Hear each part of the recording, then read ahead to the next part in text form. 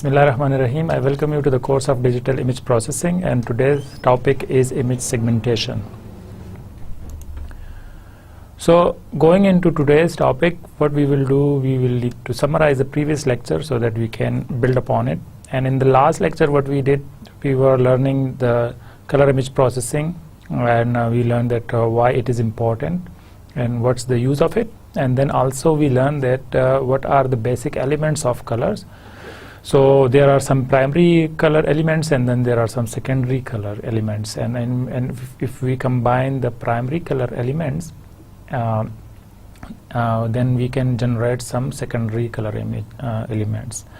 Then we also learn some characteristics of colors, that how do we combine it, and what are the basic properties and what are the basic models that we can represent it. And then if we want to see the shades of the color, how we can observe it and how we can obtain it. And if we want to mix any two colors, what are the different shades that can be obtained by mixing these two colors, or three or any numbers of colors that we want to mix.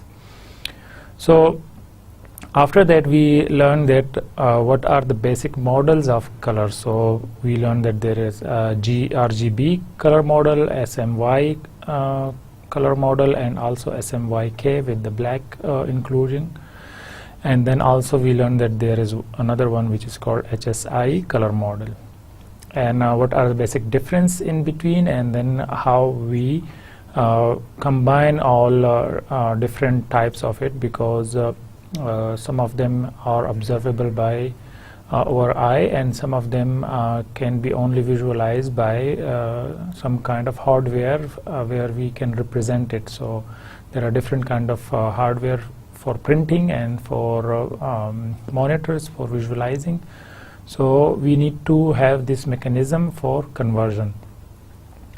And then we learned that what are the pseudo color image processing, that if we have a unique model color, like a unique encoded signal which is in a one color of shade, then if we have this image and if we want to have it as a color, different colors, so that we can visualize the differences in between. Because normally if we have only one shades of color, if it is a grayscale or any other shades of color, so it's not easy to distinguish by human observer the very minute difference in between the shades of the color. So that's why if we give it to the machine, and then by machine if we put this pseudo color algorithm where we can assign different colors to different shades, and then we can see the difference in between. And then also we learned that if we want to use the full color image processing, then what are the basic methods of it, and what are the basic algorithm that we can apply, and what are the use of it. So we learned all this in the last lecture, and today we will continue to the new topic, and that is called image segmentation. So before going into that, what we will need to learn what is image analysis, because image segmentation is one part of the image analysis. And then after that we will see how many algorithms there are for segmentation, and the basic broad categories of it. And then we can, algorithms are so many, but we can just learn the basic of it, that what are the basic broad categories of it, and then how we can distinguish in between these two categories. Because this image segmentation is a research ongoing, and because there are many researchers, they are working on it, that if they can develop some new kind of segmentation methods, and that's why it's an infinite method, and there are still research going on it. So there is some basic discontinuous intensities that we will see, that what is discontinuous, and then we will also see the other parts of it. And so there are some points, line and edges, and we will see how we can segment it and how we can detect it. Then also for finding all this we will need some gradient operators, because we will need to find out the direction of it and the connection of it, and then once we have something like this, then we will need to link all the points in between the points, or maybe this line segments that we want to combine it so that we can have some meaningful information. So what is image analysis? So image analysis is the extraction of meaningful information from images. हम करते क्या हैं कि जो meaningful information है वो हम extract करते हैं इमेज एनालिसिस के अंदर, जब हम इमेज को एनालाइज करते हैं. Image analysis task can be simple as reading barcode tags और sophisticated as identifying a person from their faces. अब इमेज एनालिसिस जो है वो बिल्कुल सिंपल भी हो सकते हैं. जो हमारे पास बार कोड होते हैं किसी प्रोडक्ट के ऊपर, तो वो हम सिंपल एक डिवाइस है जो बार कोड रीडर है उसके सामने रखते हैं, तो वो हमें बताता है कि इसकी प्राइस क्या है, और वो सारी डिटेल जो उस बार कोड में दी गई हैं वो हमें आइडेंटिफाई हो जाती हैं. तो वो सिंपल लाइंस होती हैं जिसको रीड करना बहुत सिंपल है, बहुत ईजी है. लेकिन अगर हम सोफिस्टिकेटेड कोई कॉम्प्लिकेटेड मेथड की तरफ जाते हैं तो वो ये हो सकता है कि अगर हम किसी इमेज के अंदर फेस डिटेक्शन कर रहे हैं, कहाँ पर फेसेस हैं, कितने ह्यूमन है, फॉर एग्जांपल एक हम आइडेंटिफाई करना चाह रहे हैं कि कितने ह्यूमन जो थे वो एक रूम में है या क्लासरूम में है, या हम उसको फेस डिटेक्शन के थ्रू कोई डिटेक्शन कर रहे हैं कि कौन एंटर हुआ रूम में, या और भी बहुत सारे उसके एप्लीकेशंस हो सकते हैं. Computer are indispensable for analysis of large amount of data for tasks that require complex computation or for extraction of quantitative information. अब हमें ये पता है कि हम कंप्यूटर को बहुत ज़्यादा डेटा के लिए यूज़ कर सकते हैं, जहाँ पर हमारे पास बहुत ज़्यादा डेटा आ रहा हो, बजाय इसके कि हम वहाँ पर एक ह्यूमन ऑब्जर्वर को रखें. तो हम मशीन को रख सकते हैं जो कि 24/7 और चलता रहेगा, और वो उस इमेज को या जो वीडियो इनपुट आ रही है उसके ऊपर वो प्रोसेसिंग करता जाएगा, और जो हमें चाहिए, जो इन्फॉर्मेशन चाहिए, वो इसको एक्सट्रैक्ट करता जाएगा. So on the other hand the human visual cortex is an excellent image analysis apparatus, especially for the extracting higher level information, and for many applications including medicine, security and remote sensing, human analysis still cannot be replaced by computers. लेकिन अगर हम human और computers को compare करें तो ये हमें पता है कि ह्यूमन की जो कैपेबिलिटी है रिकग्निशन की वो काफ़ी ज़्यादा हाई है. वो बहुत सारे ऐसी चीज़ों को रिकग्नाइज कर लेते हैं जो कि एक मशीन के लिए बहुत ज़्यादा डिफ़िकल्ट होता है. तो हम ये ह्यूमन को रिप्लेस नहीं कर सकते बहुत सारे एरियाज़ में, लेकिन अगर हम ह्यूमन का जो परसेप्शन का एल्गोरिथम है, या वो जिस तरह वो परसीव करते हैं विजुअल इंफॉर्मेशन, अगर हम उसको आइडेंटिफाई कर लें और हम उसको मशीन में इम्प्लांट कर दें या एल्गोरिथम में इम्प्लीमेंट कर दें, तो हम बहुत सारी इंफॉर्मेशन को एक्सट्रैक्ट कर सकते हैं जिस तरह ह्यूमन करते हैं. For this reason many important image analysis tools such as edge detector or neural network are inspired by the human visual perception models. तो इस वजह से बहुत सारे ऐसे एज डिटेक्शन के जो मेथड्स हैं, या आर्टिफिशियल न्यूरल नेटवर्क है, या और बहुत सारे हम क्लस्टरिंग अनसुपरवाइज, सुपरवाइज लर्निंग और बहुत सारे और मेथड्स हैं जिनको हम यूज़ करते हैं, जो कि एक्चुअली ह्यूमन के डिसीजन मेकिंग पावर को इस्तेमाल करते हुए, या वो जिस तरह डिसीजन लेते हैं उनको हमने यूज़ करते हुए ये डिफरेंट एल्गोरिथम डेवलप किए हैं. अब बहुत सारे टेक्निक्स हैं इमेज एनालिसिस के. There are many different techniques used in automatically analysing images. Each techniques may be used for a small range of task. However there still aren't any known method for image analysis that are generic enough for wide range of tasks compared to the abilities of humans image analysis capabilities. बहुत सारे ऐसे techniques हैं जो कि हमारे लिए help करते हैं इमेज एनालिसिस को अचीव करने के लिए. तो अब हर एक काम के लिए डिफरेंट मेथड्स हैं, डिफरेंट अप्रोचेस हैं. अब ये नहीं ऐसी कोई मेथड नहीं है जो कि इन सारे कामों को इकट्ठे कर सके. जिस तरह हम ह्यूमंस जो हैं वो जब हम डिटेक्शन कर रहे होते हैं या ड्राइविंग कर रहे होते हैं तो उस दौरान हम डिटेक्शन करते हैं पेडेस्ट्रियंस का भी, और जो दूसरे ट्रैफिक है अपोजिट और जो सेम डायरेक्शन में है उसको भी डिटेक्ट कर रहे होते हैं। साथ में हम जो मुख्तलिफ़ किस्म के एनिमल क्रॉस कर रहे हैं उनको भी डिटेक्ट कर रहे होते हैं, और भी बहुत सारी ऑब्जर्वेशंस हो रही होती है। लेकिन अगर हम ये सेम परफॉर्म करना चाहते हैं मशीन के लिए, एल्गोरिथम इम्प्लीमेंट करना चाहते हैं, तो वो काफ़ी ज़्यादा कॉम्प्लिकेटेड हो जाता है और वो बहुत ज़्यादा टाइम कंज्यूमिंग और बहुत ज़्यादा हाई पावर प्रोसेसिंग पावर चाहिए होती है उसके लिए।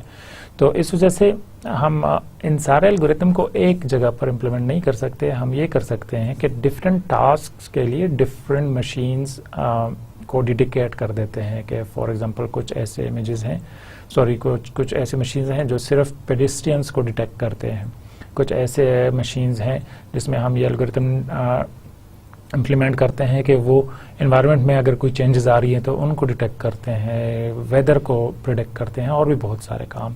तो इस वजह से हम उनको एक मशीन में इम्प्लीमेंट नहीं कर सकते। Examples of image analysis techniques in different fields include, हमारे पास डिफरेंट फील्ड्स हैं, इस वजह से उसमें डिफरेंट किस्म के एनालिसिस टेक्निक्स यूज़ होते हैं। इमेज सेगमेंटेशन एक है जो कि आज हमारा टॉपिक है, 2D and 3D object recognition है, motion detection, partial tracking, video tracking, optical flow जो हमारे पास डिफरेंट किस्म के फ्लोज के हैं, मेडिकल में हम सेंस एनालिसिस करते हैं, 3D pose estimation, automatic number plate recognition. तो ये बहुत सारे हमारे पास डिफरेंट मेथड्स हैं और हर मेथड के लिए हमारे पास डिफरेंट टेक्निक्स हैं। तो हम उनमें से जो सबसे पहला ये टेक्निक है हम उसको लेंगे, इमेज सेगमेंटेशन। बाकी जो जितने भी हमारे पास मेथड्स हैं वो सारे के सारों के लिए हमारे पास इमेज सेगमेंटेशन का होना ज़रूरी है, क्योंकि अगर हम कहीं पर वीडियो में ट्रैकिंग कर रहे हैं या हम कहीं पर मोशन डिटेक्शन कर रहे हैं तो उसके लिए हमारे पास सेगमेंटेशन का होना ज़रूरी है। तो जब सेगमेंटेशन होगा तो तब ही हम मोशन डिटेक्शन भी कर सकेंगे। हम कोई मेडिकल इमेजेस के अंदर कोई रिकग्निशन करना चाहते हैं तो वो भी हम कर सकेंगे।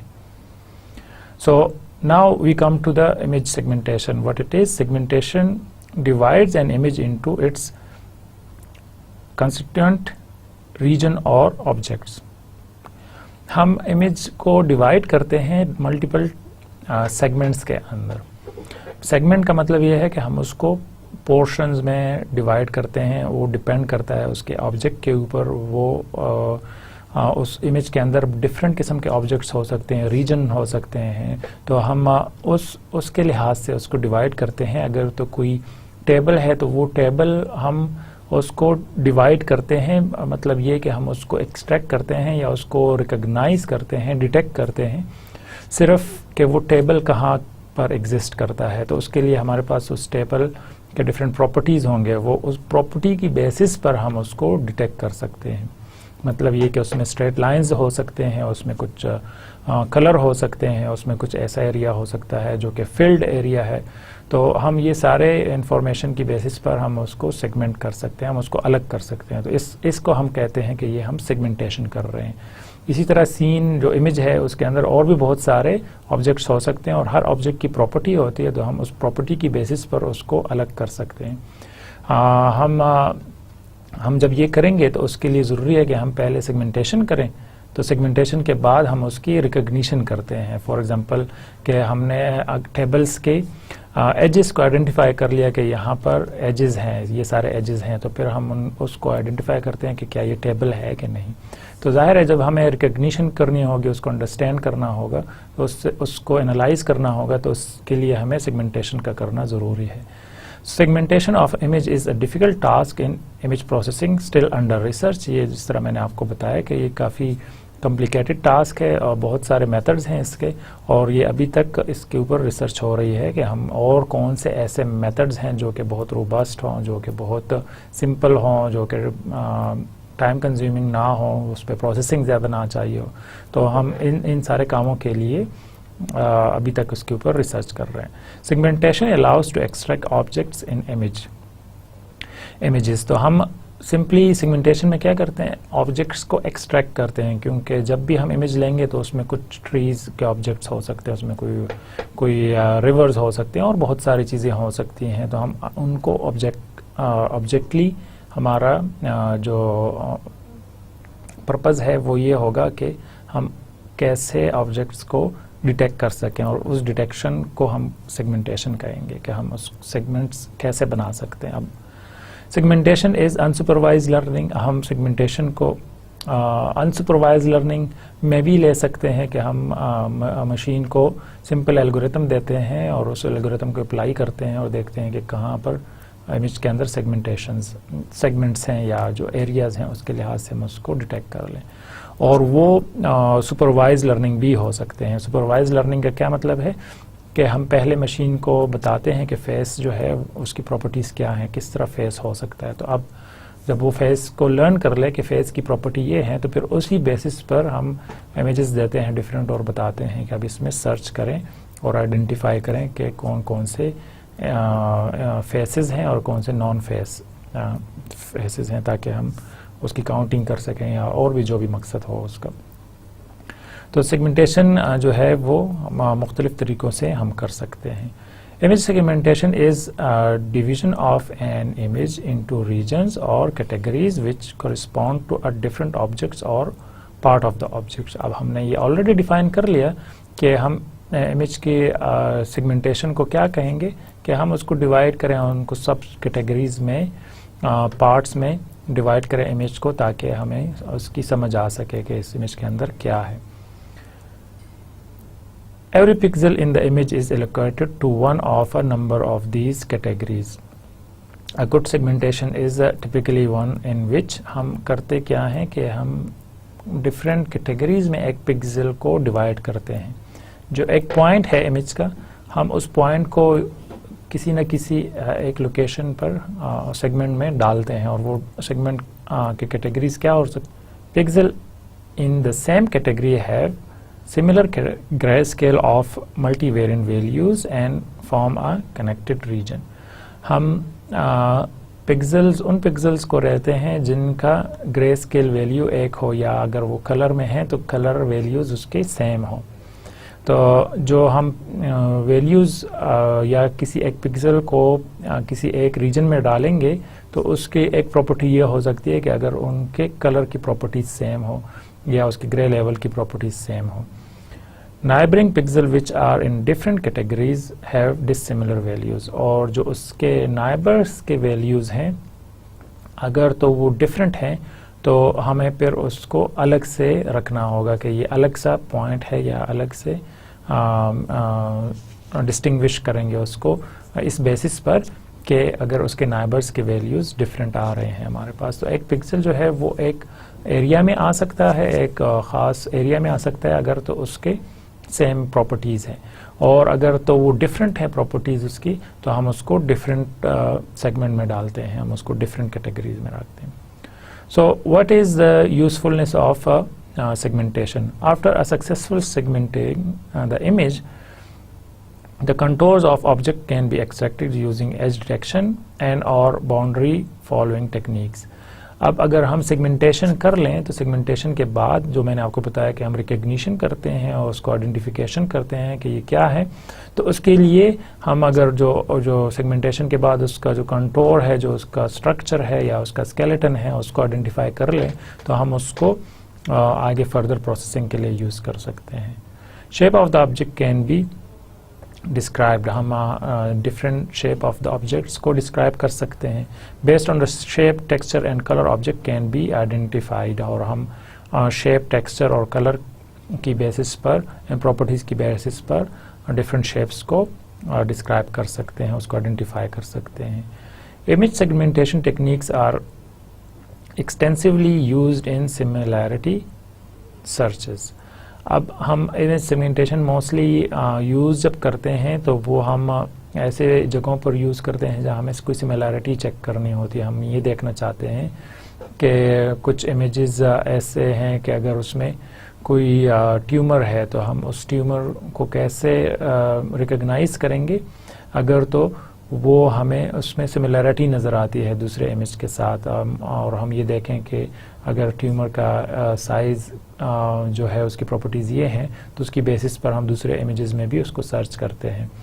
या और भी बहुत सारे मेथड्स हो सकते हैं कि हम किसी जगह पर कार्स को या पेडेस्ट्रियंस को डिटेक्ट करना चाह रहे हैं तो उसके लिए भी हम सेगमेंटेशन को यूज़ करते हुए डिफरेंट सिमिलैरिटीज़ को चेक करते हैं। या अगर हमने कोई इमेजेस जो डेटा सेट है जिसमें हमारे पास प्रोफाइल इमेजेस हैं, तो अब उन प्रोफाइल इमेजेस में हमने अगर सर्च करना है तो हमें उसमें सिमिलैरिटीज़ को चेक करना होता है कि हम उसमें जो हमारा रिक्वायर्ड इमेज है क्या वो उस डेटा सेट में अवेलेबल है नहीं, तो हम उसको उसकी सिमिलैरिटीज़ चेक करते हैं। Now we come to the next point, and that is segmentation algorithm.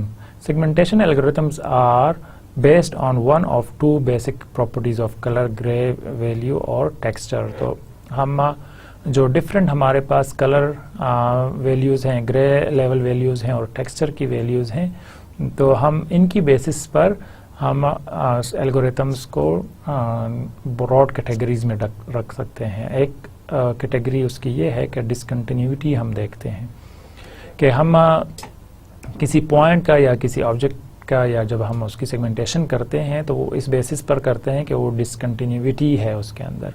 Discontinuity क्या है? First category is to partition an image based on abrupt changes in the intensity, isolated points, lines and edges. अब हम discontinuity कहाँ पर देख सकते हैं? हम वो देख सकते हैं कि अगर उसमें डिसकंटिन्यूटी आ रही है किसी पॉइंट के अंदर, तो वो ये होगी कि उसकी इंटेंसिटी जब चेंज हो, या उसमें कोई ऐसे पॉइंट्स हों जो कि बिल्कुल सेपरेट हो। वो एक पॉइंट हो सकते हैं। अगर हमारे पास कोई लाइंस हैं तो हम उनको चेक कर सकते हैं कि वो जो लाइन है वो डिसकंटिन्यू होता है इस लिहाज से कि अगर कोई लाइन है वर्टिकली और हम उसको हॉरिजॉन्टली चेक करना चाह रहे हैं तो उसमें डिसकंटिन्यूटी होगी। उसकी वजह ये होगी कि वो एक कुछ पॉइंट्स जो हैं वो आपस में मिलेंगे, लेकिन उसके बाद वो लाइन चूंकि ख़त्म हो जाती है तो डिसकंटिन्यू हो जाता है। तो इस तरह के हम बहुत सारे और प्रॉपर्टीज़ हैं जिसको हम चेक कर सकते हैं डिसकंटिन्यूटी के अंदर। सेकेंड जो है वो है सिमिलैरिटी बेसिस पर। तो second category are based on partitioning an image into regions that are similar according to a predefined criteria. Thresholding, region growing and region splitting and merging techniques are normally used. तो हम इस second category जो इसमें हम similarities देखते हैं वो क्या है? वो ये है कि अगर तो हमारे पास कोई रीजन है जो कि किसी टेक्सचर की बेसिस पर या कलर की बेस पर या जो ग्रे लेवल है उसकी बेस पर आपस में मिल रहे हैं। जिस तरह हमने पिछले स्लाइड में देखा था कि एक पॉइंट है, अगर तो वो उसके नाइबर्स के साथ वो मैच कर रहा है तो इसका मतलब ये कि वो उस नाइबर्स के एग्जैक्ट है, उसके इक्वल है और वो एक ही एरिया में बिलोंग करते हैं। तो हम इन चीज़ों को चेक करते हैं और इसके लिए डिफरेंट किस्म के टेक्निक्स हैं। एक को थ्रेशोल्डिंग कहते हैं कि हम कोई थ्रेशोल्ड वैल्यू रखते हैं कि अगर तो इस वैल्यू से कोई पॉइंट ज़्यादा है तो वो एक कैटेगरी में लाई करेगा, एक सेगमेंट में लाई करेगा, अगर तो नहीं है तो वो दूसरे सेगमेंट में लाई करेगा। रीजन ग्रोइंग है। रीजन ग्रोइंग में हम एक पॉइंट से स्टार्ट करते हैं और वो उसके नाइबर्स को देखते जाते हैं और उसको एक्सटेंड करते जाते हैं और देखते हैं कि कौन से ऐसे पॉइंट्स हैं जो कि एक पॉइंट जो जहाँ से हमने स्टार्ट किया था उसके साथ मैच करते हैं। तो अगर हम ग्रोइंग कर रहे हैं और वो एक बाउंड्री पर पहुंच जाते हैं तो वहाँ पर हम स्टॉप हो जाते हैं और उसके बाद वो एक रीजन डिफाइन हो जाता है। इस तरह फिर हम दूसरे रीजन को स्टार्ट करते हैं। तो हम मुख्तलिफ टेक्निक्स हैं, हम आगे इसको देखेंगे। और फिर उसके बाद है रीजन स्प्लिटिंग एंड मर्जिंग। हम करते ये हैं कि रीजन्स, डिफरेंट रीजन्स को पहले स्प्लिट कर लेते हैं और फिर हम उसको मर्ज करते हैं, कंबाइन करते हैं प्रॉपर्टीज़ की बेसिस पर। सिमिलरिटी में be due to pixel intensity, colour और टेक्सचर। ये हमने ऑलरेडी देखा कि हम जो सिमिलरिटी चेक करते हैं वो पिक्सल की इंटेंसिटी के बेस पर हो सकती है, जो ग्रे लेवल वैल्यूज़ हैं, कलर की बेस पर हो सकते हैं और टेक्सचर की बेस पर हो सकते हैं कि टेक्सचर जो है उसका सेम आ रहा है। फॉर एग्जांपल कि अगर कोई ऐसा एरिया है जिसमें पिक्सल के वैल्यूज़ चेंज हो रहे हैं लेकिन उस एरिया में टेक्सचर सेम आ रहा है, तो हम उस टेक्सचर की बेस पर उसको डिटेक्ट करते हैं कि ये एक रीजन से बिलोंग करता है। अब इसकी एग्जांपल्स क्या हो सकती हैं कि अगर हम देखें कि अगर हमने स्ट्रेट लाइंस को डिटेक्ट करना है, हम उसकी सेगमेंटेशन कर रहे हैं, तो ये अगर हम एक इमेज है तो हम सिंपल लाइंस के थ्रू एल्गोरिथम है जिसको हम अभी देखेंगे कि अगर हम उसको इम्प्लीमेंट करते हैं तो हम डिफरेंट लाइन जितने भी आ रहे हैं उनको डिस्टिंग्विश कर सकते हैं, उनको डिटेक्ट कर सकते हैं कि कहाँ पर कौन से लाइन आ रहे हैं। तो क्योंकि कुछ एरियाज इसमें लाइन नहीं है जो राउंड हैं तो हम उनको डिटेक्ट नहीं कर रहे हैं, उसकी वजह यह है कि वो लाइन के डिफिनीशन में नहीं आ रहे। अब उसके बाद हम देखते हैं lines and circle of different images हम देख रहे हैं। तो उस सिचुएशन में अगर हम यहाँ देखें तो ये लाइंस हमारे पास बन रही हैं, तो हम इन लाइंस को भी डिटेक्ट कर रहे हैं और साथ में हम सर्कल्स को भी डिटेक्ट कर रहे हैं। तो इसके लिए हमारे पास डिफरेंट एल्गोरिथम होगा और हम उसको इम्प्लीमेंट जब करेंगे तो हमारे पास लाइन और सर्कल्स सारे के सारे आ जाते हैं। और इसके बाद हमारे पास रीजन्स हैं कि जिस तरह मैंने आपको बताया कि हम रीजन्स को डिफ़ाइन करते हैं कि क्या उस रीजन के साथ बिलोंग करता है या नहीं। तो अगर हम यहाँ देखें तो ये एक रीजन डिफ़ाइन होता है, अगर हम इसको डिफरेंट कलर दे दें तो वो डिफरेंट कलर जो है वो हमें बता सकता है कि ये एक रीजन है और यहाँ से हमारे पास दूसरा रीजन आ रहा है। तो ये जो रीजन हैं ये एक्चुअली टेक्सचर और कलर की बेसिस पर हो रहे हैं। तो इस वजह से हम यहाँ पर हमारे पास मल्टीपल रिजल्ट्स आ सकते हैं। टोटली डिपेंड करता है हमारे ऑब्जेक्टिव के ऊपर कि हम क्या देखना चाह रहे हैं, तो हम उस लिहाज से उस इमेज को उसकी सेगमेंटेशन करते हैं। अब हमने यहाँ तक तो ये बात कर ली कि हमें इमेज सेगमेंटेशन की क्यों ज़रूरत पड़ती है। तो अब इमेज सेगमेंटेशन हम कैसे करते हैं, हमारे पास दो तरीके हैं, एक डिसकंटिन्यूटी है और एक सिमिलैरिटी है। तो हम डिसकंटिन्यूटी को लेते हैं कि डिसकंटिन्यूटी को अगर हम इम्प्लीमेंट करना चाहते हैं उसमें कौन कौन से मेथड्स हैं। तो उसमें एक मेथड है पॉइंट्स को आइडेंटिफाई करने के लिए, एजेस को आइडेंटिफाई करने के लिए और लाइंस को आइडेंटिफाई करने के लिए। तो अगर हम ये कर लेते हैं तो फिर हम उनको कंबाइन करते हैं या हम उससे इमेज एनालिसिस कर सकते हैं, उसको अंडरस्टैंड कर सकते हैं। अब अगर हमने ये पॉइंट, एजेस और लाइंस को डिसकंटिन्यूटी के अंदर चेक करना है, आइडेंटिफाई करना है, तो हम उसके लिए मास्क यूज़ करते हैं। तो मास्क ऑलरेडी हमें पता है कि हम मास्क को यूज़ करते हैं ओरिजिनल इमेज के ऊपर और फिर हम जब वो प्रोसेसिंग करते हैं तो उसके बाद जो इमेज आएगी तो वो हमारे पास प्रोसेस्ड इमेज होगा और उसमें जो मास्क की प्रॉपर्टीज़ होंगी वो उस इमेज के ऊपर इम्प्लीमेंट हो चुकी होंगी। So there are three kind of discontinuity of intensities, point, line and edges. हमने ऑलरेडी देखा कि अगर हमने डिसकंटिन्यूटी देखनी है इंटेंसिटीज़ की तो वो हमारे पास तीन किस्म के हो सकते हैं, पॉइंट्स हो सकते हैं, लाइंस और एजेस।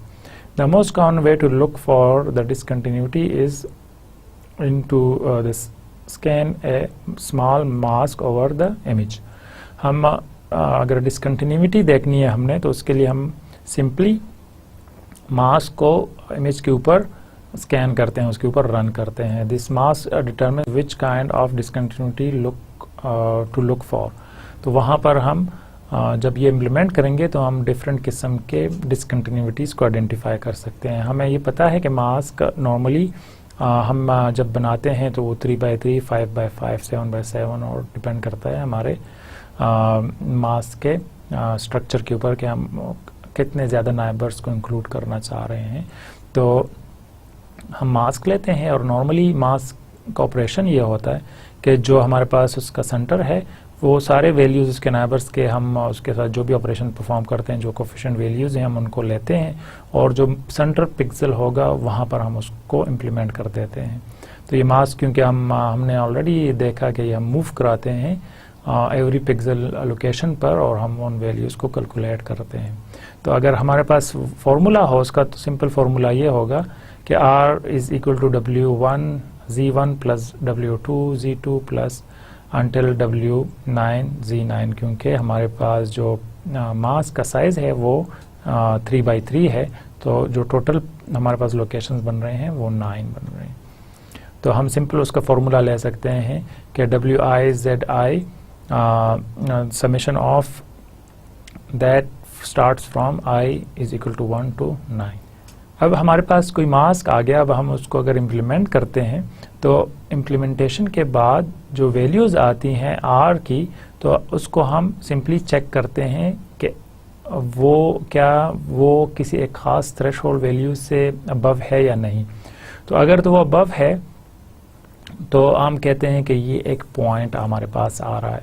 तो उसके लिए हम क्या करते हैं, जो कि हमारे पास ये जो वैल्यूज़ आ रही हैं R की, हर एक R की वैल्यूज़ को आइडेंटिफाई करते हैं और एब्सोल्यूट वैल्यू लेते हैं उसकी, if it is greater than और equal to T and T is a non negative threshold value T।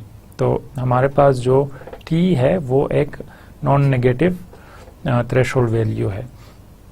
अब हमारे पास जो जो मास्क है वो सिंपल इस तरह का मास्क हम ले सकते हैं। तो इसमें point detection mask simple use करते हैं। तो इस के लिए हम अगर हमने पॉइंट्स को डिस्टिंग्विश करना है, आइडेंटिफाई करना है, तो उसके लिए हम पॉइंट डिटेक्शन मास्क यूज़ करेंगे, जिसका सेंटर हमारे पास 8 होगा और बाकी सारे वैल्यूज़ जो हैं वो नेगेटिव वैल्यूज़ आ रही होंगी। तो इसका मतलब ये है कि हम जो वैल्यूज़ जो नाइबर्स को ले रहे हैं उसको हम वैल्यू उसकी कम रख रहे हैं और देख रहे हैं कि क्या ये जो नाइबर्स हैं ये किसी एक पॉइंट के ऊपर कंट्रीब्यूट कर रही हैं या नहीं। So this is the X-ray image of a turbine blade with a prosperity. Results of an output point detection, अगर हम यहाँ पर point detection देखना चाह रहे हैं कि कहाँ पर वो points हैं, तो वो ये क्योंकि हमारे पास एक रीजन बन रहा है, तो अगर हम इसको आइडेंटिफाई करना चाह रहे हैं कि अगर ये जो हमारे पास आ रहा है टरबाइन का जो ब्लेड है वो उसमें कहाँ पर मसला है, कहाँ पर हमारे पास उसमें एरर है, या जो जिसकी वजह से प्रॉब्लम क्रिएट हो रहा है कि अगर तो वो डिस्ट्रैक्शन पैदा कर रहा है या वो स्मूथ मूवमेंट नहीं हो रही, तो हम उसके लिए जो पॉइंट्स को आइडेंटिफाई करें तो सिंपली हम देखते हैं कि यहाँ एक ऐसा एरिया है जिसको हमने फोकस कर दिया है उस पॉइंट के ऊपर। मतलब ये कि हम इसके जो नाइबर्स जब हम लेंगे तो वो हम एक ही पॉइंट के ऊपर फोकस करते हैं। इन सबको जब कंबाइन करेंगे तो वो इधर आ जाते हैं। तो अब उसके लिए हमने कोई थ्रेशोल्ड वैल्यू रखी कि अगर वो इस थ्रेशोल्ड वैल्यू से ज़्यादा है तो उसको हम एक पॉइंट कह सकते हैं कि ये एक पॉइंट है। और जब हम उसके रिजल्ट्स देखते हैं जो हमारे पास इक्वेशन है उसको यूज़ करते हुए, तो ये हमारे पास उसका रिजल्ट्स आएंगे कि ये वो पॉइंट है पूरे के पूरे इमेज के अंदर। तो पॉइंट डिटेक्शन के लिए हम सिंपली मास्क यूज़ करते हैं, जिसमें अगर 3x3 का मास्क है तो उसका सेंटर को हम पॉजिटिव रखते हैं और जो उसके नाइबर्स हैं हम उनको नेगेटिव रखते हैं। अब अगर हम लाइन डिटेक्शन के लिए मास्क को यूज़ करना चाहते हैं तो उसके लिए सिंपली हमारे पास डिफरेंट किस्म के लाइंस क्योंकि आ सकते हैं, वो हॉरिजॉन्टल भी हो सकते हैं, वर्टिकल भी हो सकते हैं और डिफरेंट डायरेक्शन में हो सकते हैं, 45 डिग्री और +45 और -45। इसका मतलब ये होगा कि प्लस और माइनस का कि हम कम्प्लीटली रिवर्स डायरेक्शन में जा रहे हैं। So only slightly more common than point detection is to find a 1 pixel wide line in an image. हम अगर ये आइडेंटिफाई करना चाहते हैं कि ये लाइन जो है ये 1 पिक्सल है, मतलब ये एक पिक्सल की बेसिस पर है। तो एक पिक्सल की बेसिस पर अगर हम लाइन को डिटेक्ट करना चाहते हैं कि इसके जो ये लाइन हमारे पास आ रही है ये सिंपल 1 पिक्सल है। For a digital image, the only 3-point strength line are only horizontal, vertical और diagonal। तो diagonal में हमारे पास प्लस और -45 डिग्री आ सकते हैं। तो अगर उस horizontal के लिए हम देखते हैं कि हमने जो values हैं वो पॉजिटिव रखी हैं इस डायरेक्शन में, क्योंकि हॉरिजॉन्टल लाइंस को हम देख रहे हैं। फिर हमारे पास जो है अगर वर्टिकल है तो हम वर्टिकल में देखते हैं कि जो हमारे डायरेक्शन है वो इस तरह आ रही है, ठीक है। जो पॉजिटिव वैल्यूज़ हैं हमने मास्क में यहाँ पर रखे हुए हैं। और फिर अगर हम +45 डिग्री देखना चाह रहे हैं तो हम देखते हैं कि जो हमारे पास उसके पॉजिटिव वैल्यूज़ हैं हमने इस डायरेक्शन में रखे हुए हैं। और अगर हम -45 में देखना चाह रहे हैं तो हमारा जो डायरेक्शन है वो कुछ इस तरह होंगे, ठीक है। तो पॉजिटिव जो वैल्यूज़ हैं वो यहाँ पर आ रहे हैं। अब हम सिंपली देखते ये हैं कि जब भी हमारे पास हॉरिजॉन्टल लाइन होगी तो उसके जो नाइबर्स हैं हम उनको नेगेटिव ले रहे हैं और सिर्फ इनको आपस में पॉजिटिव लेकर उसको ऐड करते जा रहे हैं, क्योंकि जो हमारे पास मास्क का फॉर्मूला है वो सिंपल ये है कि हम उनको सबको ऐड करते जाते हैं। तो अब इस वजह से जो भी हमारे पास इसका आउटपुट आएगा वो हॉरिजॉन्टल के सिचुएशन में स्ट्रेट लाइन होगी, और अगर हमारे पास +45 है तो डायगोनल होगा, अगर तो वर्टिकल है तो स्ट्रेट आ जाएगा, और अगर तो -45 डिग्री है तो कुछ डायगोनल इस डायरेक्शन में आएगा।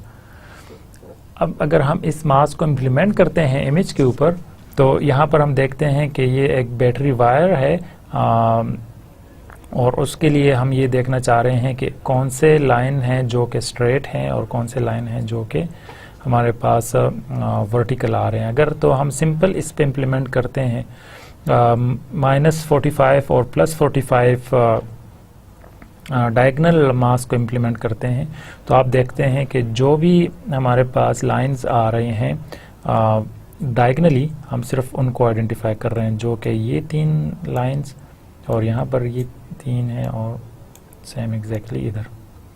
तो जो ये दरमियान में रह जाते हैं इनको वो डिटेक्ट नहीं कर रहे। उसकी वजह यह है कि हमने जो मास्क था वो उसको इम्प्लीमेंट नहीं किया था। अब इसके बाद अगर हम कोई थ्रेशोल्ड वैल्यू रखते हैं कि ऐसा डायगोनल लाइन जिसकी वेड्थ या उसकी इंटेंसिटी फॉर एग्जांपल ये 10 वैल्यू हो या 20 हो, जो भी हम उसके थ्रेशोल्ड वैल्यू रखते हैं कि उसकी इंटेंसिटी की वैल्यू ये हो तो हम उसको आइडेंटिफाई करें। तो अगर हम थ्रेशोल्ड इम्प्लीमेंट करेंगे तो फिर फॉर एग्जांपल यहाँ पर हमने कोई थ्रेशोल्ड इम्प्लीमेंट किया तो हमारे पास ये वाला लाइन आ गया।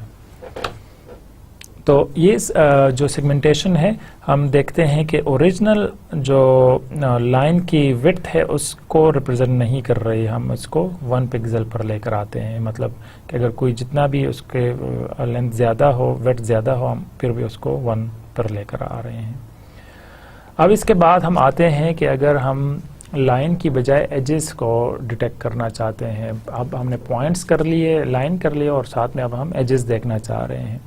तो अब एज के लिए ज़रूरी है कि हमें ये पता हो कि हम अगर एज को डिटेक्ट करते हैं तो सिंपल हमारे पास 2 तरीके हैं और डिफरेंट किस्म के मेथड्स हैं, उनके साथ हम इम्प्लीमेंट कर सकते हैं, लेकिन जो बेसिक हैं हम 2 तरीक़ों से इम्प्लीमेंट कर सकते हैं।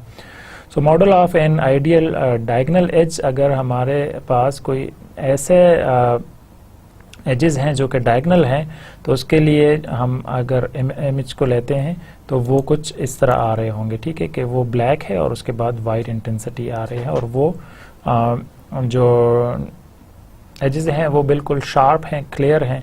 तो उस सिचुएशन में हमारे पास जो उसका प्रोफाइल आएगा वो simple grey level profile of horizontal line through the image. अगर एक इमेज है और उसके अंदर हमारे पास हॉरिजॉन्टल लाइन है तो हम उसको जब डिटेक्ट करेंगे तो उसकी सेगमेंटेशन करेंगे तो वो कुछ उसके प्रोफाइल इस तरह आएगी, डिफरेंट आएगी।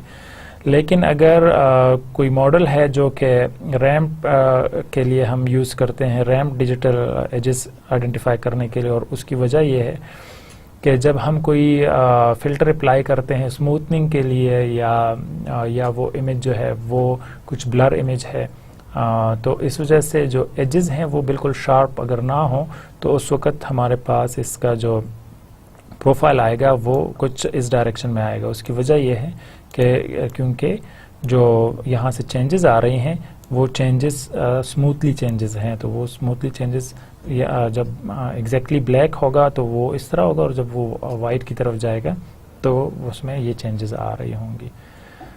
अब हम इसके लिए सिंपल क्या कर सकते हैं, अगर हमने एजेस को डिटेक्ट करना है तो हमें ये पता है कि डिफरेंट किस्म के हो सकते हैं, या तो वो अगर स्मूथ होंगे तो उस सिचुएशन में वो एजेस जो हैं वो शार्प नहीं होंगे, और अगर तो वो बिल्कुल क्लियर हैं तो इस वजह से जो हमारे पास प्रोफाइल आएगा वो बहुत इजीली डिस्टिंग्विशेबल होगा। लेकिन अगर हम एक इमेज लेते हैं जिसमें हमने एज डिटेक्शन करनी हो, तो एजेस को आइडेंटिफाई करना हो, तो उसके लिए हम सिंपल दो मेथड्स अप्लाई कर सकते हैं, फर्स्ट डेरिवेटिव और सेकंड डेरिवेटिव के थ्रू हम पहले उसके वैल्यूज़ को आइडेंटिफाई करते हैं। So two ranges separate by a vertical edges, detail near the edge showing a gray level profile and the first and the second derivative of the profile। अब अगर हम यहाँ देखें तो यहाँ पर जो चेंजेस आ रही हैं वो बिल्कुल शार्प नहीं है, उसमें थोड़ी सी उसमें डायगोनल चेंजेस आ रही हैं। अगर तो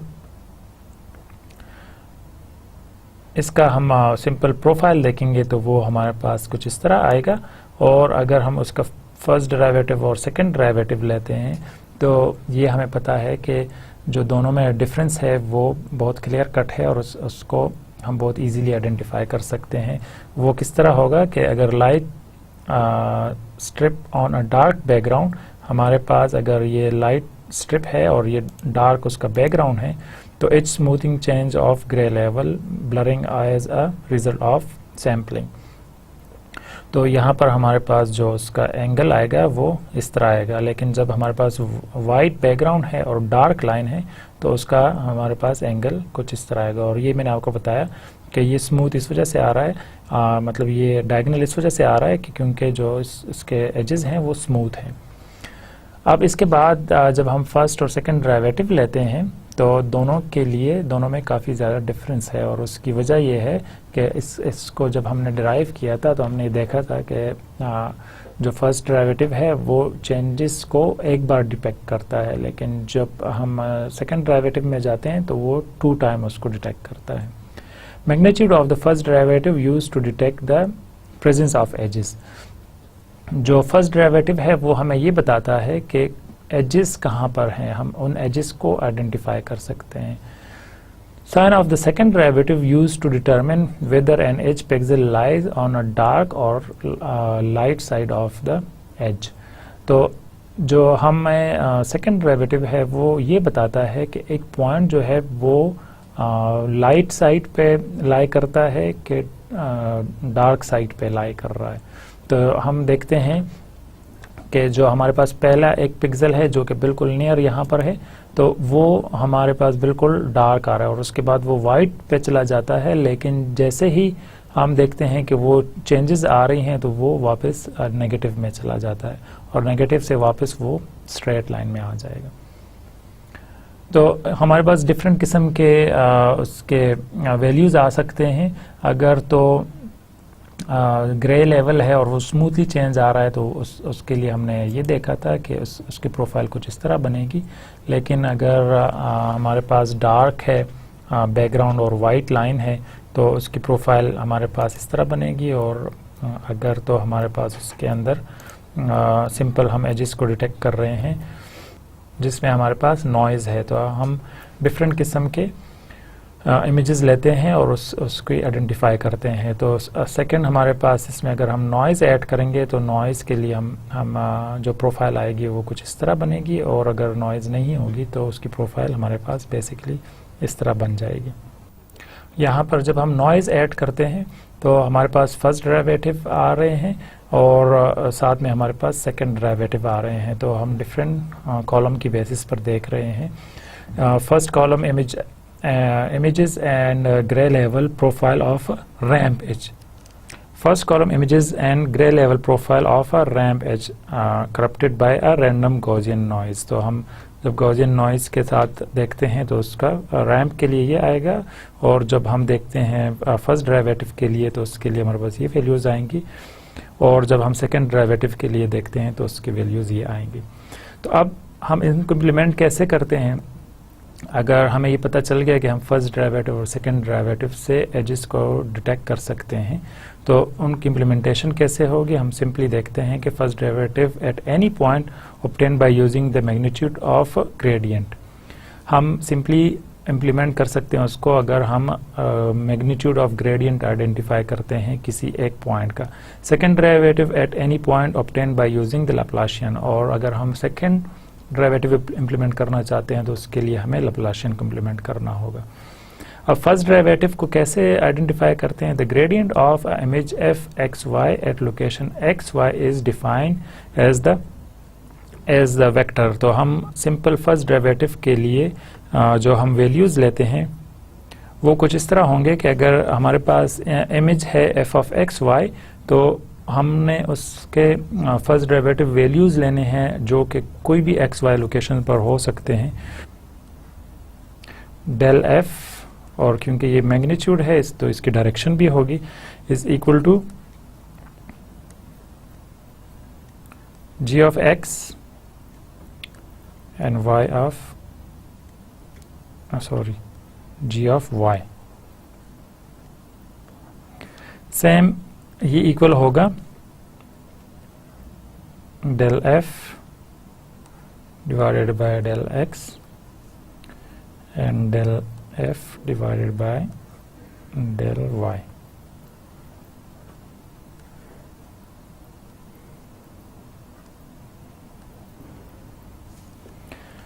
अब हमें ये पता चल गया कि ये हम इससे सिंपल वेक्टर की जो डेरिवेटिव है वो ग्रेडियंट्स के थ्रू आइडेंटिफाई कर सकते हैं।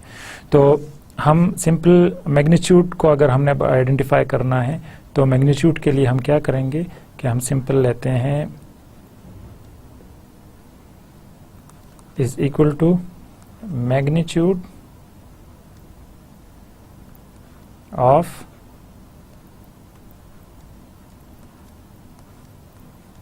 F.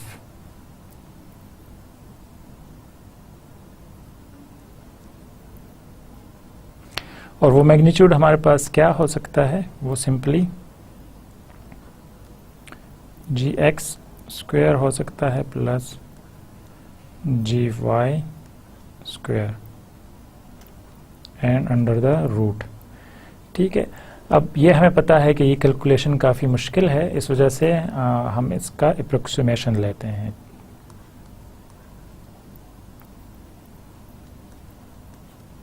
Ji of x absolute plus g of y absolute. तो ये अब हमारे पास आ गए हैं मैग्नीट्यूड ऑफ द ग्रेडियंट्स जो हमारे पास एक्स वाई कोई भी इमेज की लोकेशन है। अब क्योंकि हम मैग्नीट्यूड आइडेंटिफाई कर रहे हैं, ग्रेडियंट आइडेंटिफाई कर रहे हैं, तो ग्रेडियंट के लिए हमारे पास डायरेक्शन का होना भी ज़रूरी है। तो डायरेक्शन के लिए हम क्या करते हैं कि हम उसके अल्फ़ा एक्स और वाई जब हमें आइडेंटिफाई करना होगा किसी एक्स वाई लोकेशन का, तो हम लेते हैं 10 - 1 g of y divided by g of x. तो इसके ज़रिए हम उसके डायरेक्शन आइडेंटिफाई करेंगे। ठीक है, तो ये हमारे पास डायरेक्शन आ जाएगी और यहाँ से हम उसका मैग्नीट्यूड आइडेंटिफाई कर लेते हैं। तो सिंपली हमारा जो फार्मूला है इन दोनों की कम्बिनेशन से होगा। For the AG detection operator we are interested in the magnitude of the gradient. So the magnitude we already identified, and then we also identify the direction. So if we want to implement it, then what are the basic ideas or what are the basic algorithms that we can use? So there are multiple algorithms, and these algorithms are actually the filters, that the masks that we will implement. So there are multiple masks that we can implement as a first order derivative. So for that, what we can do, we have this first derivative operator, and this derivative operator we can use it as a gradient operator. And there are a gradient operator called Roberts cross gradient, जो कि हमारे पास उसका mask कुछ इस तरह बनेगा। और अगर हम प्रिवेट ऑपरेटर्स हॉरिजॉन्टल और वर्टिकल देखना चाहते हैं तो उसका हमारे पास मास्क कुछ इस तरह बनेगा। अगर हम हॉरिजॉन्टल और वर्टिकल के लिए देखते हैं तो ये हमारे पास हॉरिजॉन्टल आएगा और ये हमारे पास वर्टिकल आएगा।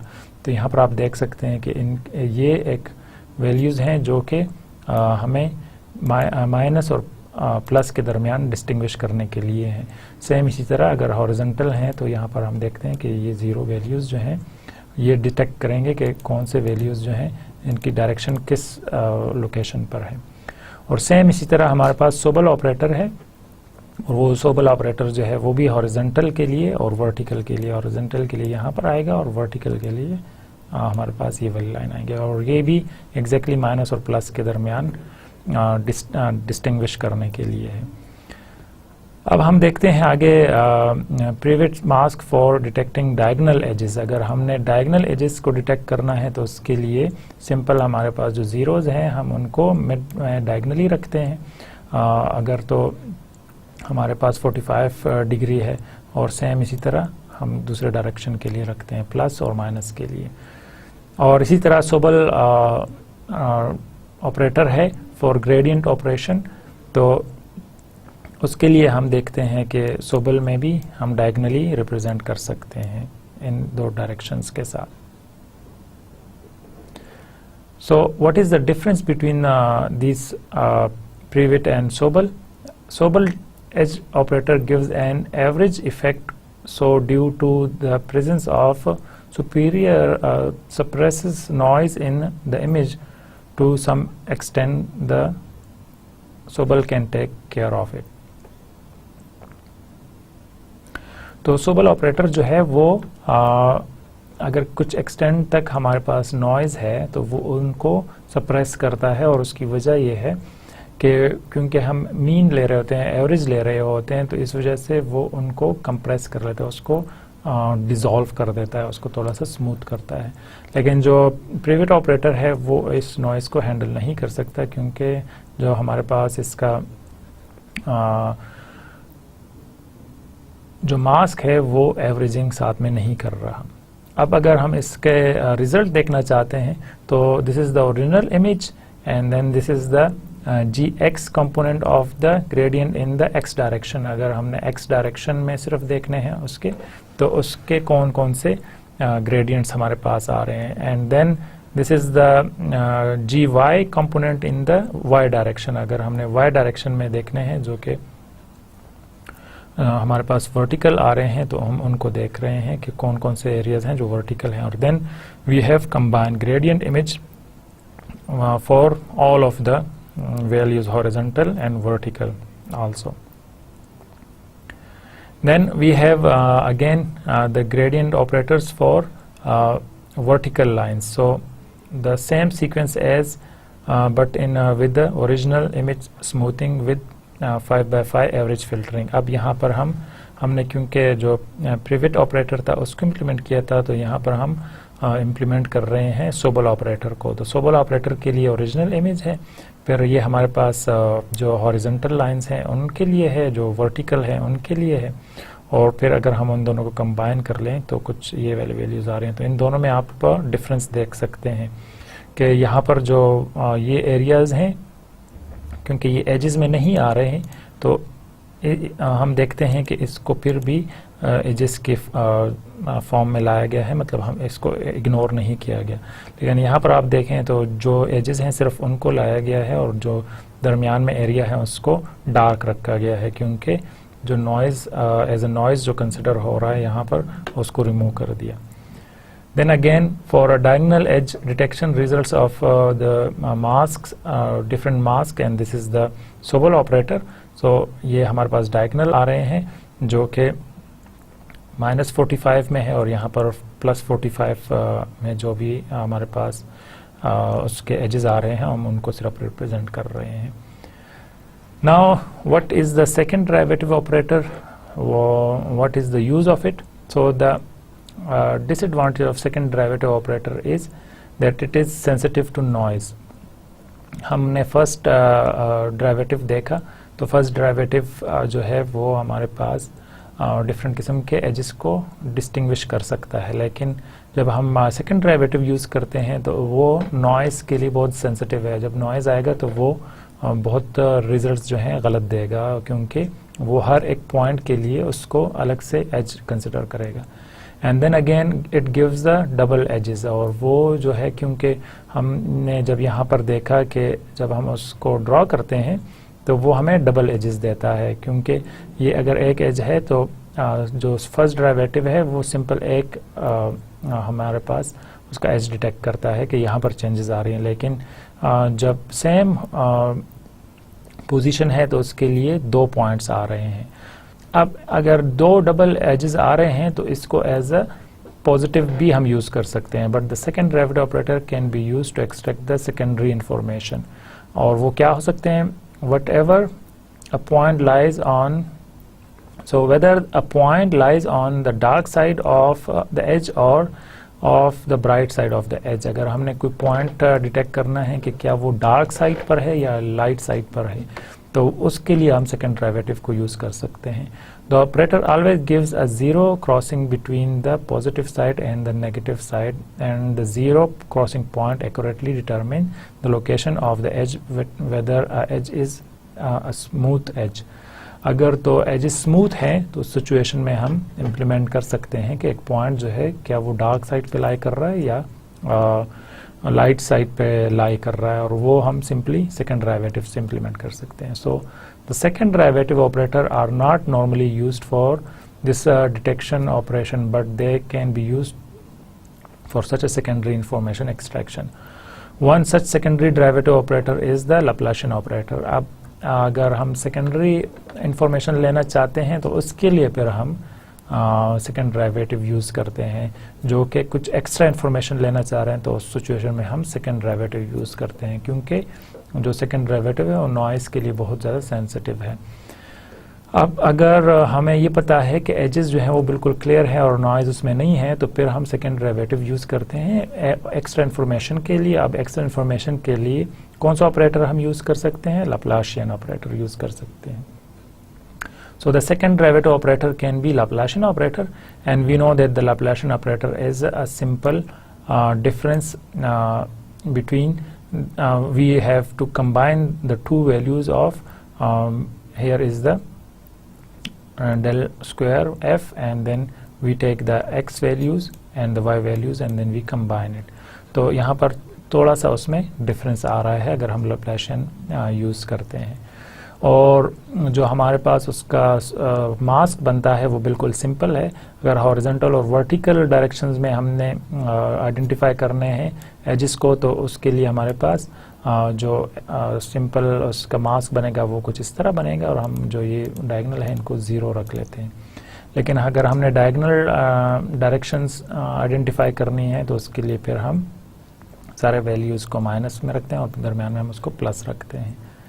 सो the Laplacian operator is very sensitive to noise, so to reduce the effect of noise we first smooth the image using Gaussian operator. अब हमने ये देखा कि क्योंकि Laplacian ऑपरेटर जो है सेकंड डेरिवेटिव है, और सेकंड डेरिवेटिव वेरी सेंसिटिव है to noise, that's why the result will not be proper. So what we do, we first smooth the image. अगर हमने इमेज को स्मूथ करना है तो उसके लिए हम कोई Gaussian ऑपरेटर अप्लाई करते हैं। Smoothing image can be so then after that, once we have smoothed the image, then we can implement the Laplacian operator. So that's why we call this kind of algorithm Laplacian of Gaussian, LOG हम इसको कह सकते हैं, कि अगर हम पहले Gaussian apply करते हैं और फिर उसके ऊपर Laplacian अप्लाई करेंगे तो फिर हमारे पास रिजल्ट जो हैं वो बेहतर आएंगे। तो उसके लिए जो हमारे पास फार्मूला आएगा वो बिल्कुल सिंपल होगा कि Gaussian फंक्शन है, हम उसको लेते हैं, और जब हमारे पास वो इम्प्लीमेंट हो जाएगा तो उसके बाद हम Laplacian ऑफ Gaussian इम्प्लीमेंट करते हैं। तो उसमें हम सिंपल चेंजेस यहाँ पर लाते हैं, और the Laplacian of Gaussian smoothing is called a Mexican hat function. It also can be computed by smoothing the image with the Gaussian smoothing mask followed by application of a Laplacian mask. तो हम अलग अलग से भी implement कर सकते हैं कि पहले Gaussian इम्प्लीमेंट करें और फिर उसके बाद Laplacian इम्प्लीमेंट करें, और हम दोनों को कंबाइन भी कर सकते हैं। अब अगर हम सिंपल Gaussian को देखें तो वो हमारे पास उसका जो आउटपुट आएगा वो कुछ इस तरह आएगा कि x और y की डायरेक्शन है और ये उसके जो वैल्यूज़ हैं जहाँ पर एजेस में चेंजेस आ रही हैं, तो ये उन एजेस को डिटेक्ट कर रहा है। लेकिन जब हम LOG इम्प्लीमेंट करते हैं तो वो जो सबसे हाईएस्ट वैल्यू है जहाँ पर कोई एज है, तो उसके बाद वो उसको लोएस्ट वैल्यू पर लेकर आ रहा है। यहाँ पर हम माइनस में नहीं जा रहे बल्कि हम ज़ीरो में रुक जाते हैं, लेकिन यहाँ पर हम माइनस में चले जाते हैं क्योंकि सेकेंड डेरिवेटिव है। तो सेकेंड डेरिवेटिव की बेसिस पर हम जब माइनस में चले जाएंगे तो वापस ज़ीरो लेवल पर आते हैं एक्स और वाई के लिए। तो ये उसका अगर हम 3D में देखना चाहते हैं और अगर हम उसको सिंपल उसको नेगेटिव और पॉजिटिव ग्रे लेवल में देखना चाह रहे हैं तो वो हमारे पास लैप्लाशियन कुछ इस तरह आएगा। और अगर हम उसको ड्रॉ करते हैं सिंपली उसकी क्रॉस सेक्शन देखने के लिए तो उसका डायग्राम कुछ इस तरह बनेगा। और जो मास्क है हमारे पास दोनों का वो 5/5 का आएगा और आप देख सकते हैं कि जो इसके मिड है वो पॉजिटिव वैल्यू है और जैसे ही हम मिड से बाहर की तरफ जाते हैं तो माइनस वैल्यूज़ आ रहे हैं, -1 आ रहे हैं और जो उसके इमीडिएट हैं नाइबर्स उसको -2 रखा हुआ है। तो आप देख सकते हैं कि ये जो वैल्यूज़ हैं ये क्यों इतना इसका जो टॉप है वो पॉजिटिव है और बाकी जो है वो नेगेटिव जा रहे हैं और नेगेटिव के बाद हम ज़ीरो पर आ रहे हैं क्योंकि इस -1 के बाद जो नेक्स्ट स्टेप है वो ज़ीरो है। अगर इसको हम कंसिडर करते हैं पहले -1 है और फिर ज़ीरो पे हम आ जाते हैं। अब अगर हम इसके रिजल्ट्स देखना चाहते हैं तो अगर हम सिंपल गाउसियन अप्लाई करते हैं तो हमारे पास ओरिजिनल इमेज अगर ये है और उसके बाद हम सोबल ग्रेडियंट ऑपरेटर इम्प्लीमेंट करते हैं तो उसके रिजल्ट्स कुछ इस तरह आएंगे। और इसके बाद हमारे पास जो लैप्लाशियन है गाउसियन ऑपरेटर है, गाउसियन स्मूथिंग के लिए वो हम यूज़ करते हैं और जो लैप्लाशियन का मास्क है वो हमारे पास यहाँ पर इम्प्लीमेंट हो रहा है। तो आप देख सकते हैं कि अगर हम LOG इम्प्लीमेंट करते हैं तो उसके लिए हमारे पास ये इमेज आएगी। अगर हम ज़ीरो क्रॉसिंग देखना चाह रहे हैं सिर्फ कि कहाँ पर ज़ीरो क्रॉसिंग्स आ रही हैं सेकंड डेरिवेटिव के लिए तो हम वो यहाँ पर ये डिटेक्ट कर सकते हैं। और अगर हम देखें ये जो है ज़ीरो क्रॉसिंग हम यहाँ पर चेक कर रहे हैं और यहाँ पर हम थ्रेश होल्डिंग के थ्रू LOG के लिए जो थ्रेश होल्डिंग है उसको चेक कर रहे हैं। तो यहाँ ज़ीरो क्रॉसिंग है और यहाँ LOG की थ्रेश होल्डिंग है कि थ्रेश होल्डिंग का मतलब ये हुआ कि हमने कोई वैल्यूज़ बता दी है कि अगर ग्रे लेवल इस इंटेंसिटी से ज़्यादा है तो उसको ज़ीरो असाइन कर दो और अगर इससे कम है तो उसको पॉजिटिव वैल्यू असाइन कर दें, 1 असाइन कर दें। अब असल बात यहाँ पर आती है कि अगर ये वैल्यूज़ सारे हमारे पास एजेस तो आ गए हैं लेकिन इन एजेस को हम कैसे इससे कैसे रिकग्निशन करेंगे कि क्या ये एक पार्ट है कि नहीं या यहाँ पर ये एक पार्ट के साथ कनेक्टेड है कि नहीं। तो उसके लिए ज़रूरी है कि हम एजेस को लिंक करें। When you apply the Sobel operator to an image the edges are not always connected, can be because of the noise और can be because of the ununiform illumination of the scene. So we need to link the edge point to get some meaningful edge to extract some meaningful information. अब हमें इनको आपस में connect करना होगा ताकि हमारे पास कोई मीनिंगफुल इंफॉर्मेशन आ सके। So for that there are two basic approaches. One is called local processing and another one is called a global processing. So first we will start from a local processing. So we need to take similarity measures of 2 points to link it. अब अगर हमने कोई 2 points को connect करना है तो 2 points को connect या इन एरियाज को कनेक्ट करना है तो उसके लिए ज़रूरी है कि हम उसके सिमिलैरिटी मेजर्स को आइडेंटिफाई करें। तो सिमिलैरिटी मेजर्स जो हैं हम 2 तरीक़ों से आइडेंटिफाई कर सकते हैं। Strength which is a magnitude of detecting the age points, हम उसके मैग्नीट्यूड को आइडेंटिफाई करते हैं। और सेकेंड द डायरेक्शन, और उसकी डायरेक्शन को अगर हम आइडेंटिफाई करें किसी भी एक पॉइंट का तो उसके मैग्नीट्यूड, उसके जो स्ट्रेंथ है वो क्या है, इंटेंसिटी क्या है और उसकी डायरेक्शन क्या है। तो इनको अगर हम लेते हैं एक पॉइंट का तो लोकल नाइबर्स के साथ उसको कंपेयर करते हैं और देखते हैं कि क्या वो आपस में मैच कर रहे हैं कि नहीं। अगर मैच कर रहे हैं तो इसका मतलब ये कि ये 2 पॉइंट जो हैं आपस में मिलते हैं तो हम वहाँ पर उनको कंबाइन कर लेते हैं। So adjacent edges point with similar magnitude and directions are linked. और फिर जो मैंने आपको बताया कि अगर सिमिलर हैं तो हम उनको कंबाइन कर लेते हैं। तो उसके लिए हम क्या करते हैं, सिंपली हम दो कोई वैल्यूज लेते हैं x dash and y dash which belongs to some neighbor x and y. ठीक है. So as we said that there were 2 points x dash and y dash, they are similar. So if they are similar, x dash and y dash and x and y, they will be similar if the grad f x and y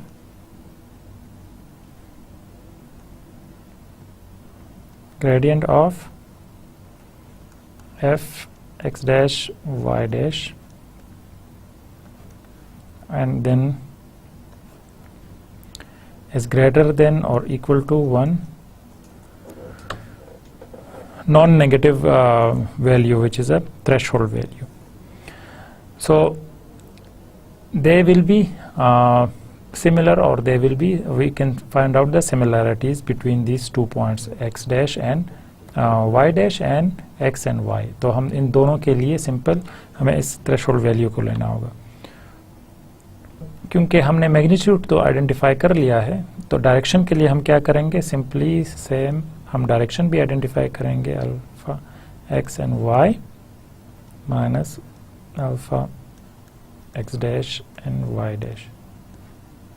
तो ये अब हमें already पता है कि हम इसको कैसे आइडेंटिफाई करेंगे अगर एक ग्रेटर है एक ख़ास वैल्यू ए के लिए, थ्रेशोल्ड एंगल ए के लिए. तो यहाँ से हम सिंपली इन दोनों वैल्यूज़ को आइडेंटिफाई कर सकते हैं कि अगर हम इन दो वैल्यूज़ को आइडेंटिफाई कर लें तो हम ये कह सकते हैं कि क्या ये दो पॉइंट्स जो हैं एक्स डैश वाई डैश और एक्स और वाई ये आपस में मैच कर रहे हैं कि नहीं. अब यहाँ पर हम इसके कुछ रिजल्ट्स देखते हैं.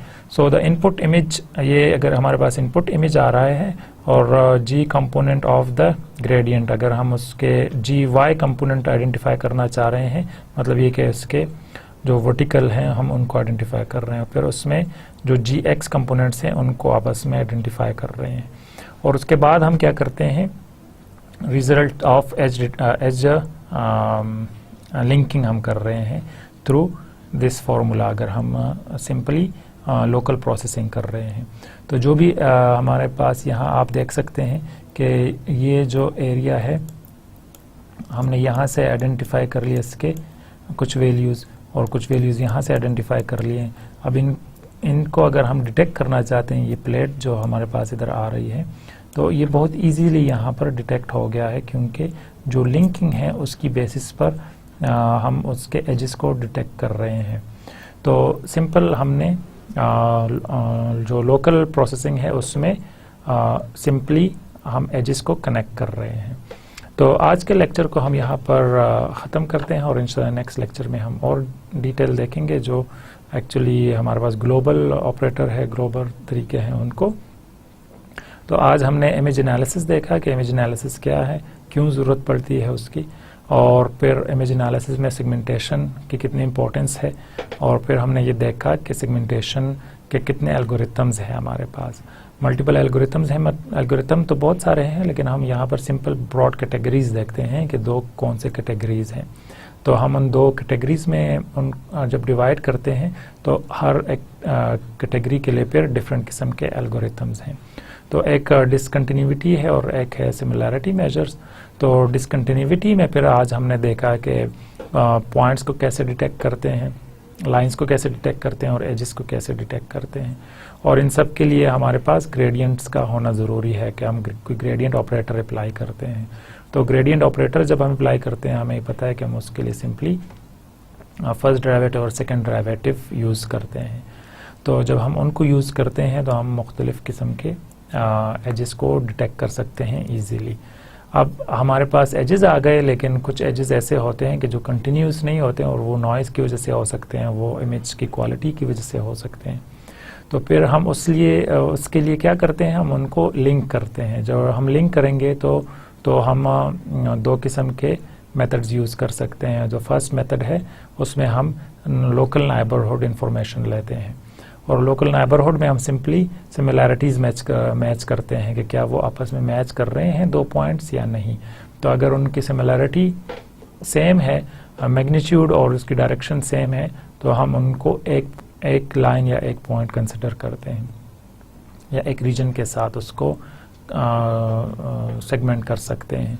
तो इस वजह से ये लिंकिंग जो है वो बहुत ज़्यादा ज़रूरी है। अब हम जब नेक्स्ट लेक्चर में जाएंगे तो वहाँ पर हम ग्लोबल लिंकिंग मेथड्स देखेंगे कि हम पूरे इमेज को कैसे लेते हैं और उसमें हम कैसे लिंकिंग करेंगे। तो अब यहाँ पर इख्तिताम करते हैं। इंशाल्लाह नेक्स्ट लेक्चर में हम और डिटेल से सेगमेंटेशन देखेंगे। अल्लाह हाफिज़।